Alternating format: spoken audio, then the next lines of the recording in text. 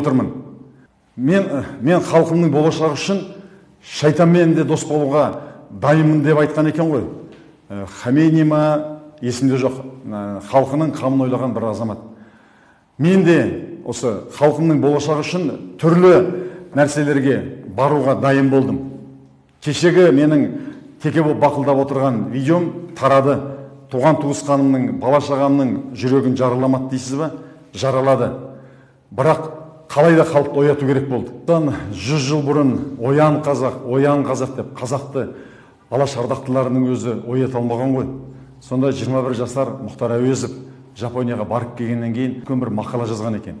Соның ішінде мынандай сөздер бар. Қатты ұйықтаған алыпты, қатты соққан боран, сатырлаған жай, сатырлаған оқ оятпаса, ірге желінің түрткенін, масаның ызыңдағанын, бүргенің шаққанын, тұрымтайдың шоқығанына елең етіп оянбайды. Жұрт сол ұйықтаған алып сияқты. Ызыңдаған тиіп қашпа сөзіңді кемеліне келмей, ұйқысы қанбай, құлағына алмайды. Міз бақпайды деген. Сондықтан мен осындай бір тәсілге баруыма тура келді. Дұрыс түсінесіздер деп ойлаймын ағайын. Бұл біздің Қазақстанымыз, бұл сіздің Қазақстанымыз. Бізге бірігетін, тас түйінде жұдырықтай болып бір ел болатын уақыт заман келді. 5 жыл бойы мен 35 мың мені түсінетін, мені білетін, мені қолдайтын адамдар бар. Енді солардың санын мен кем дегенде 1 миллионға жеткізуім керек. Сол кезде сен Алаш партиясы құрылады, сол кезде оны билік тіркейді. Сонымен мені бүкіл халық танып, менің жүрегімді көру үшін мен не істеуім керек? Бизнес-маркетинг пен саяси маркетингтің арасында үлкен айырмасы жоқ. Менде аламанда оққандар біледі. Маркетингтің қарапайым ғана формуласын мен ойлап шығардым. ККК, ККХ, ККА. ККК деген көп кісіге көрсету керек. Көп кісі көру үшін не істеу керек? Айғайлап тұрған тақырып және де көптеген пабликтерге салыну керек. Айғайлайтын тақырыпты, Құдайға шүкір, мен өзім журналист болам деген адаммын, мен ақынмын, оны жазалам. Менің командам да жазады қазір. Қазақстандағы мықты копирайтерлер менде жұмыс істеп жатыр.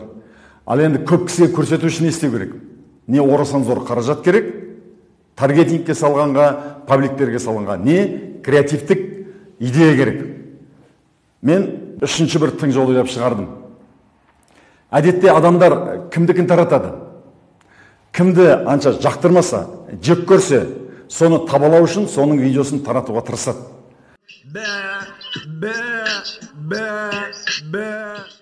Болмаса өте жақсы көрсе тырысады. Шегіртке солай тарады. Лохотрончиктерді бүкіл халық жек көрді. Өтті көп олар лохотрон ойнатып кетті. Сол шегіртке шыққаннан кейін оны таратты. Сонан кейін енді мені танымайтын, мені қолдамайтын, мені жек көретін топтар бар. Олар шетелде отырып алып, YouTube-на жүздеген мың адамдарды жинап алып, халықты шулатып отырған адамдардың көрермендері. Олар мені түрлі сансаққа жүгіре бастады. Олардың жынына тағы да тию керек. Сондықтан мен бағанағы козел провокатор деген қимылды әдейі жасадым. Менің бұл нәрселерді әдейі, егер де сенбесеңіздер, бұндай нәрселерді мен бұдан бұрын талай рет жасаған. Қазір көрсеңіздер болады. Олжас, құттықтаймыз. Олжас, жақсылап мініп жүр. Мен бір ретте соққам жоқпын. Жақсы ма? Енді мәшине ұтып алмаған адамдар көңілдерің түсіп қалды ма? Енді сендерге жаным ашиды енді. Ұлықсыңдар. Мысалы уақыт болу, неге дайындап тұрмайсың осы? Мен өстіп толғап отырасың.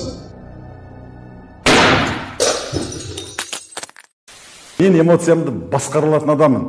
Мен әлемдегі ең үздік бизнес-тренер, коуч, нейропсихолог Энтони Робинсонның шәкіртімін. Мен бүкіл әлем мойындаған Джо Диспензаның шәкіртімін. Лондонға барып, Москваға барып, солардан сабақ алып, өзім бүкіл Қазақстанға психологиялық сабақ беріп жүрмін. Ержан Тұрғынбай менің намысыма тиетіндей, мені бір эмоциямды қозғайтындай бір ауыз сөз айтқан жоқ. Өздеріңіз қайтадан қараңыздар. Бұл алдын ала дайындалған спектакль болатын. Неге? Соны көріп отырған Ержан Тұрғынбайдың қолдаушылары және де маған ренжулі миллион подписчигі бар әртістер тура осы видеоны алып тарататынына мен 100% сенімді болдым. Бұл маркетинг. Сонан кейін енді бүгінгі видеоны кемінде 3-5 миллион адам көру үшін тағы бір қадам жасау керек болды. Ол кешегі жасалған пранк. Мен автоматпен кетіп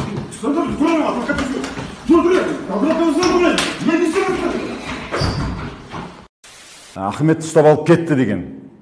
Бұны менің жақтастарым да таратты, мені жақсы көретін, және де мені жек көретін. Шоқ құтырып кетіп едің, саған осы керек деген әртістерді өз пабликтарына салды, сондықтан олар маған жұмыс істеді.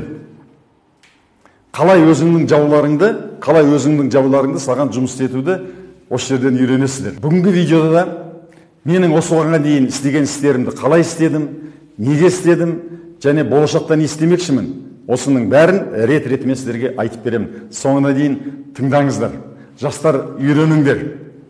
Енді мен түрлі оппозициялық топтарға еріп жүрген, әсіресе мына көше партиясындағы қандастарыма айтатыным: айналайындар, қай ата-бабаң кеше көк түріктер болсын, оның ар жағында құндар, оның ар жағында сақтар болсын, өз елінен қашып кетіп, сонау шет елге, бір жау елге барып алып отырған адамды батыр қып санаған.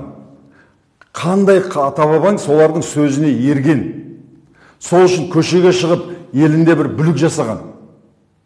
Сіздер ойлансаңыздаршы, аңқау қазағым менің. Айналайын көше партиясындағылар. Біреу екі түйе сүйкенсе, ортасында шыбын өледі дейді. Біреуден кегін алайын деп жатыр. Біреу өзінің миллиардтаған ақшасын қайтарып алайын деп жүр. Ал сендер неменеге жеңіге бүрсіңдер? Кеше Ағаділ, ол халықтың батыры, қайтыс болды. Анасы қандай күйде, елестетіп көріңіздерші. Менің інім қайтыс болғанда, анам былтыр қайтыс болды, 20 жыл көзінен жас кепкен жоқ. Інімді біреу өлтірген жоқ, аурудан қайтыс болды. Бірақ осы баламның артында қалдым деп 20 жыл бойы қан жұтумен болды. Ал Ағаділдің анасын қалғандай 4 шиттей баласы қалды, жұбайы қалды. Осындай тағы да қан төгіс болып, тағы да адам өлімі болғанын қалайсыздар ма? Одан сізбен бізге не түседі? Мен өзім және менің партиям енді осы Ағаділдің отбасын біз қамқорлық аламыз. Ана қалған 4 бала көкжал бөрі болып жетілгенше соларға қамқор болып, солардың жағдайын жасаймыз. Жұбайына жағдай жасаймыз. Ағаділге халық батыры деп ескерткіш тұрғызамыз. Ол аңқау қазақтың батыры айдап салғанға көніп, барып жан тапсырды халық үшін. Бірақ енді мен өлім болғанын қаламаймын. Енді айналайын көше партиясына жүрген басқа қандастарым, сіздерге не керек? Бейбіт ел керек па? Жұмыс керек па?